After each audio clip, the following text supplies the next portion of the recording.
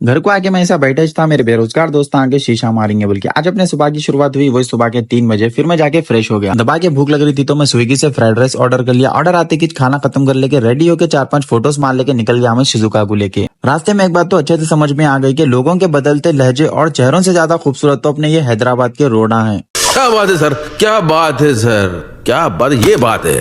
अरे सर क्या। खैर फिर अपन अपना काम कर लेते हुए बैठ गए। और ये बात हकीकत है कि मंजिल मिलेगी भटक कर ही सही, गुमराह तो वो लोग हैं जो घर से निकलते ही नहीं। भाई फ्यूचर में आपको जो भी बनना है वो बनते वक्त बनना करते, मगर खाली टाइम पास करने से अच्छा है खुद को किधर भी बिजी रखना। काम खत्म कर लेके मन मार लिया एक अनार का जूस। वैसे तो दिल चाय पीना हो रहा था, मगर चाय बना के देने वाले कोई है नहीं, इसलिए बोल रहा हूँ कि तुम चाय की तरह मोहब्बत तो करो। मैं उस्मानिया बिस्किट के जैसा नहीं डूब गया तो फिर बोलना।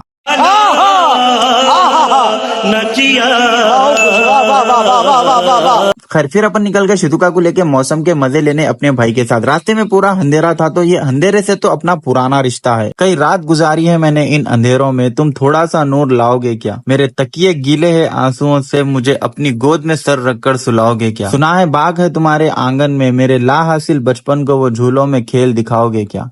मैंने खोई है अपनी हर वो प्यारी चीज, मैं फिर भी अपनी किस्मत आजमाऊंगा।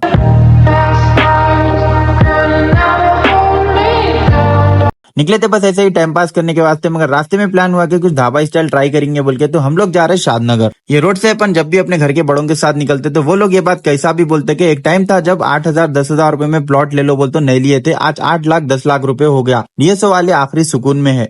तुम लोगों के बड़े भी कभी ना कभी तो ये बात बोले छूंगे। अपन आ गए थे आशियाना के पास, मगर यहाँ पर कुछ भी समझ में नहीं आया। तो भाई बोले कि एक ढाबा है, वहाँ पे जीरा राइस और दाल तड़का आखिरी जबरदस्त मिलता। तो चलो बोल के अपन आ गए HKGN यूपी बिहार ढाबा। एकदम अलग ही वाइब थी और कोई गांव में आगे जैसा दिख रहा था। सिटिंग भी एकदम गांव के जो तख्त रहते वैसे थी, मगर अपने से शूज उतार के बैठना नहीं होता, बल्कि अपन इज्जत से चेयर पे बैठे। फिर अपन ऑर्डर करे जीरा राइस और दाल तड़का।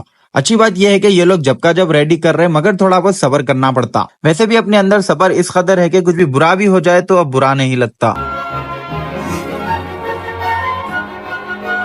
खैर आ गया था अपना गरम गरम ऑर्डर, देखने में एकदम जबरदस्त मजे का दिख रहा था।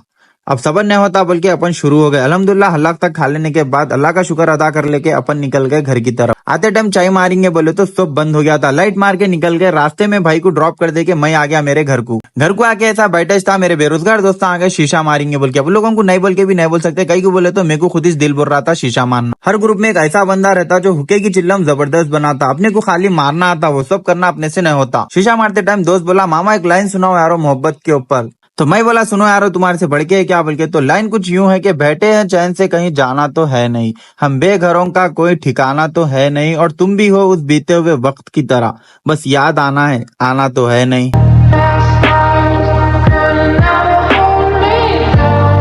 ऐसे ही बैठ गए फिर शीशा मार लेते हुए। आज का ब्लॉग इधर ही खत्म करेंगे। कैसी थी वीडियो कमेंट में बोलो, और जरा चैनल को भी सब्सक्राइब कर लो। बाय।